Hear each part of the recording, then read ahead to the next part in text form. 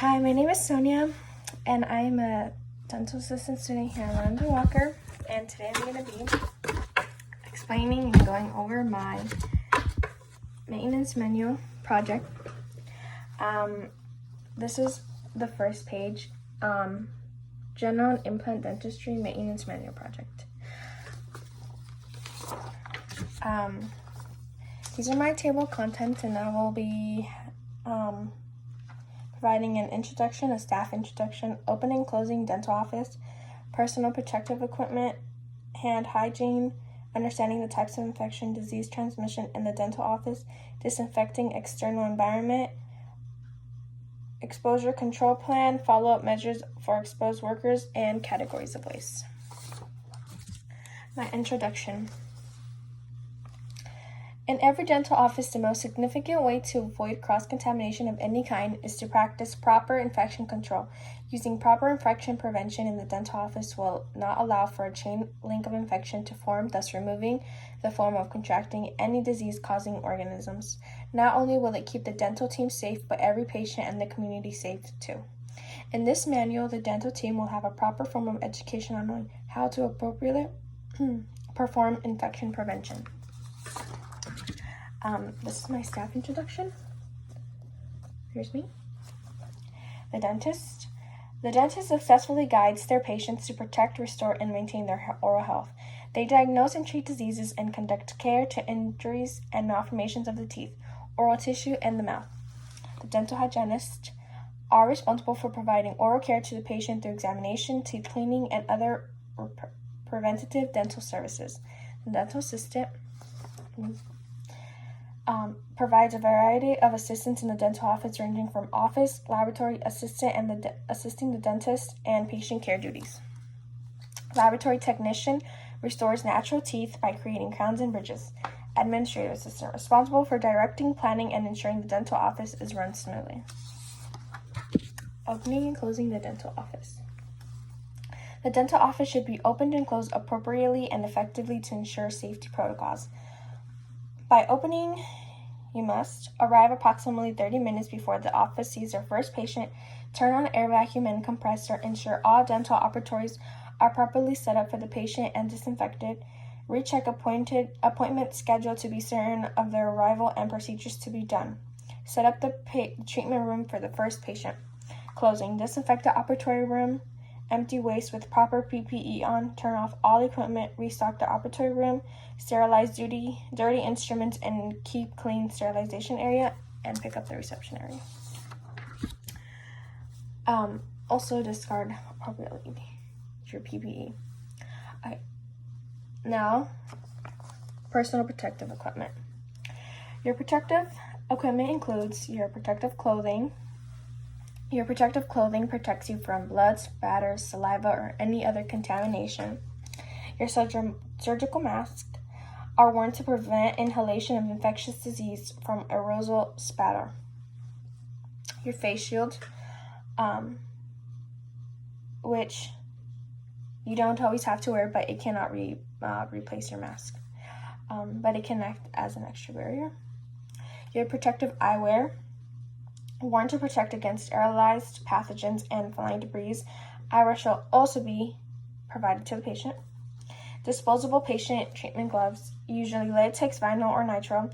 Gloves are decided after use and are the most critical part of your PPE. Heavy-duty utility gloves should be discarded after use or until barrier is broken, but they can be disinfected and sterilized if they are reusable. And they are used to disinfect and while sterilizing instruments, dirty ones. Hand hygiene. Make sure your hands are washed. This is the most important process of avoiding any cross-contamination. Alcohol hand rugs are crucial in eliminating microbial flora. Always follow directions according to your hand wash, and these right here are the steps on hand washing and alcohol rub. Understanding the types of infection. It is important to understand the types of infection, that way you know how to know ways to avoid them. Acute infection, they last a short duration of time and are usually severe. The duration can vary from 2 to 3 weeks. Chronic infection lasts a long duration of time that could be lifelong. These infections can also be asymptomatic, meaning you can show no signs of symptoms but still be infected. Latent infection, symptoms come and go, but the infection is persistent. An example of that would be herpes. Opportunistic affection, when your resistance has decreased due to your body fighting another infection. Your body has become weak. Disease transmission in the dental office. These are ways that infection occurs in the dental office. First is direct transmission. This is transmitted by direct person-to-person contact. Indirect transmission is through contaminated surfaces. Parental transmission is through bloodborne pathogens or any bodily fluids transmitted through any cuts or percutaneous. Bloodborne transmissions are transmitted through direct or indirect contact of blood or other bodily fluids. Food and water transmission can be from undercooked food, improper refrigeration of food, and contaminated food by water by other humans or animals. Fecal-oral transmission. Pathogens transmitted through fecal matter, usually due to improper toilet sanitation or daycare workers. Disinfecting external environment.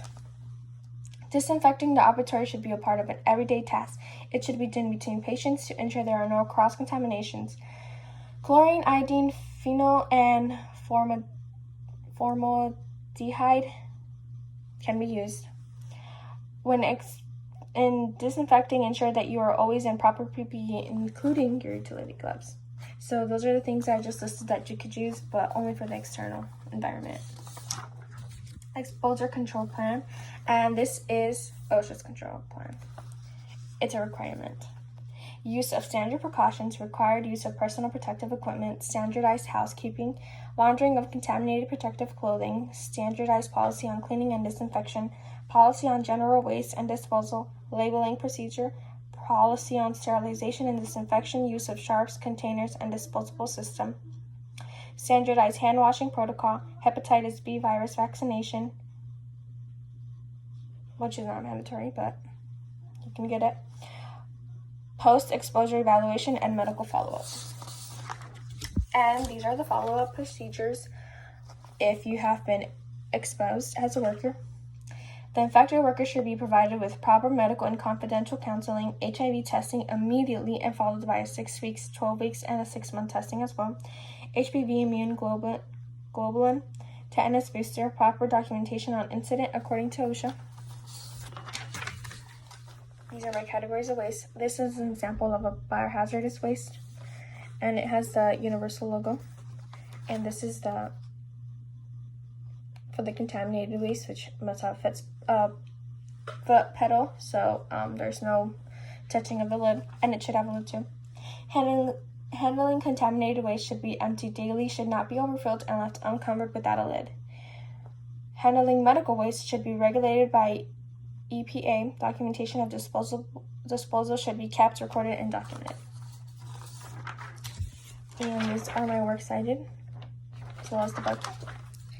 And that's it. Thank you.